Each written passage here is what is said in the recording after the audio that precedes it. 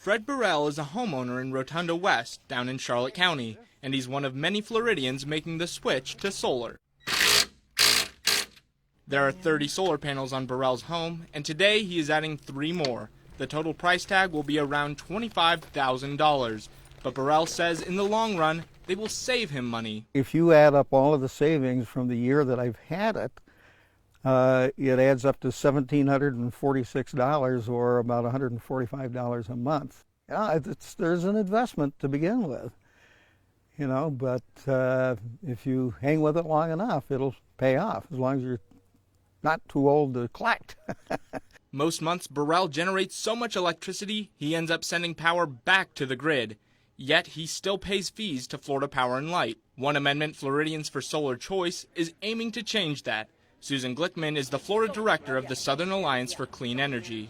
So this would allow you to sell that electricity to someone else and to your neighbor and to adjoining properties. The amendment failed to get the signatures it needs to appear on the November ballot, but another amendment did, Consumers for Smart Solar. So what's the difference? The utilities didn't want to lose their captive customers, so they developed a initiative that they then started a petition gathering drive really to confuse voters. It's called Consumers for Smart Solar, but it's completely run and financed by the utilities. According to a November report from the Energy and Policy Institute, Florida's major utility companies have donated close to $2 million to support Consumers for Smart Solar.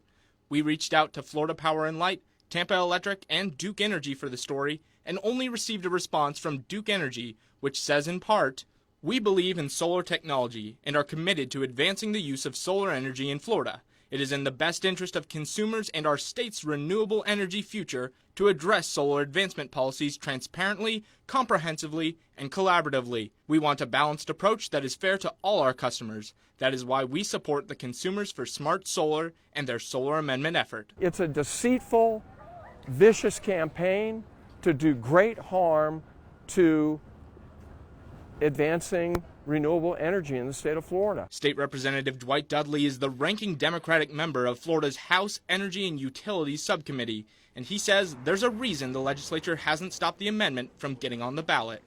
Well, I think unless you're in kindergarten, you realize that money has an influence in politics. I think some people are affected more than others.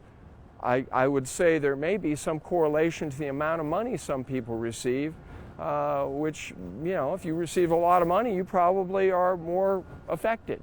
Dr. Yogi Goswami teaches chemical engineering at the University of South Florida and is the editor-in-chief of the Solar Energy Journal and Progress in Energy.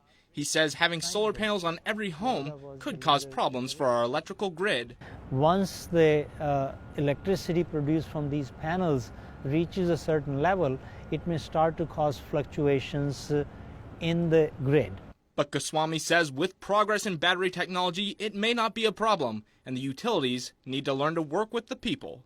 They need to take advantage of the fact that solar power can be put into the grid, and they need to figure out a way that they can also make some money this way for their investors. As for Burrell, politics aside, he says it's time for his fellow Floridians to take a shine to solar. And over time, this thing pays for itself.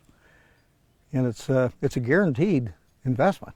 You put your money in the stock market, you don't know whether you're going to get it back or not. This, you know you're going to get it back. As long as the sun shines in Florida, you're going to get it back.